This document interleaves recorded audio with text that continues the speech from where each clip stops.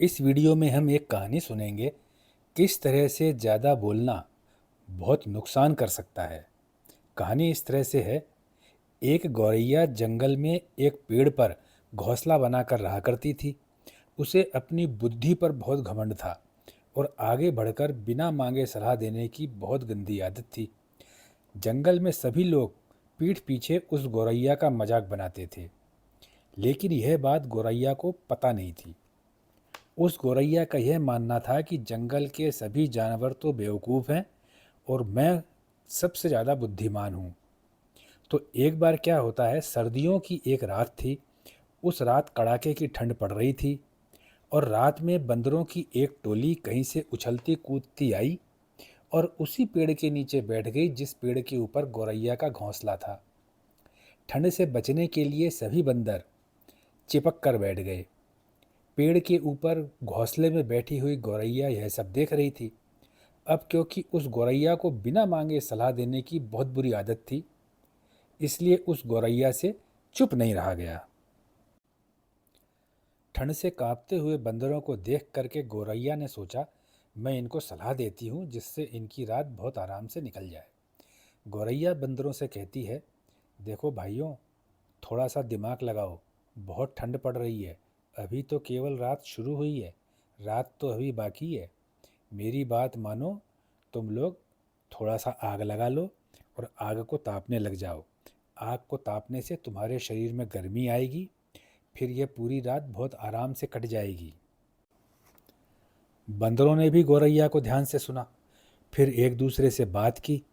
सभी बंदर आपस में कहने लगे कि हमें तो आग जलाना आता ही नहीं है। बंदरों की बात गौरैया ने सुन ली। अब गौरैया कहाँ चुप रहने वाली थी।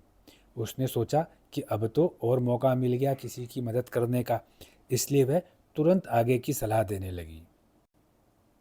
बंदरों की बात गौरैया ने भी ध्यान से सुन ली। अब गौरैया कहाँ चुप रहने वाली थी।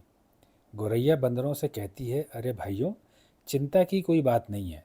तुम लोगों को आग जलाना नहीं आता तो क्या हुआ, मैं हूं ना, मैं सिखाऊंगी। मैं जैसा जैसा कहूँ वैसा वैसा करते जाओ। सारे बंदर गौरैया की बात सुन करके खुश हो गए। अब गौरैया को लगा कि वो बहुत समझदार है, इसलिए वह आगे कहती है, पहले आप लोग सूखी सूखी घास फूस की ढेरी बना लो और फिर उस ढेरी के ऊपर दो सूखी लकड़ियों को आपस में रगड़ो। रगड़ने से सूखी लकड़ियों से चिंगारी निकलेगी और वह घास फूस पर गिरेगी। फिर घास फूस में आग लग जाएगी। बस कुछ और करना भी नहीं है। उन्हीं जलती हुई घास फूस में सूखी लकड़ियाँ डालते रहना।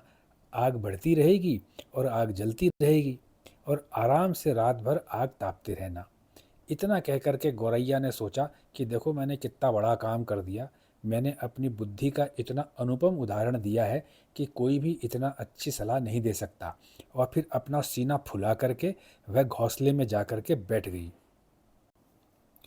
अब बंदरों ने ठीक वैसा वैसा किया जैसा जैसा गौरैया ने बताया था। आग भी जल गई। बंदर आग तापने भी लगे। बंदरों को ठंड में आराम भी मिलने लगा। लेकिन यहाँ पर गौरैया ने एक बहुत बड़ी गलती कर दी थी।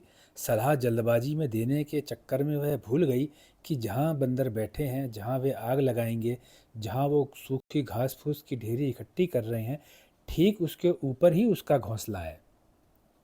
हुआ ऐसा कि आग धीरे धीरे बढ़ती चली गई।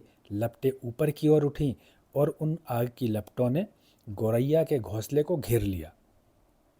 गौरैया तो समय रहते बच गई, उड़ गई, अपनी जान बचा गई, लेकिन उसका घोंसला पूरी तरह से जल गया, राख हो गया। उसी ठंडी रात में अब गौरैया के पास रहने के लिए कोई घोंसला नहीं था। सुबह होते ही बंदरों की टोली फिर से उछलते कूदते कहीं और चली गई।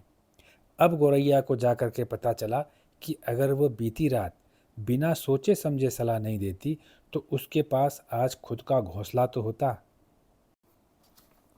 इसीलिए कहा गया है कि कभी भी किसी को भी बिना सोचे समझे, बिना विचार किए सलाह नहीं देनी चाहिए।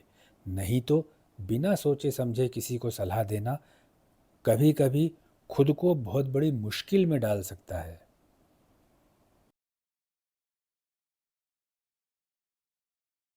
हाँ, चुप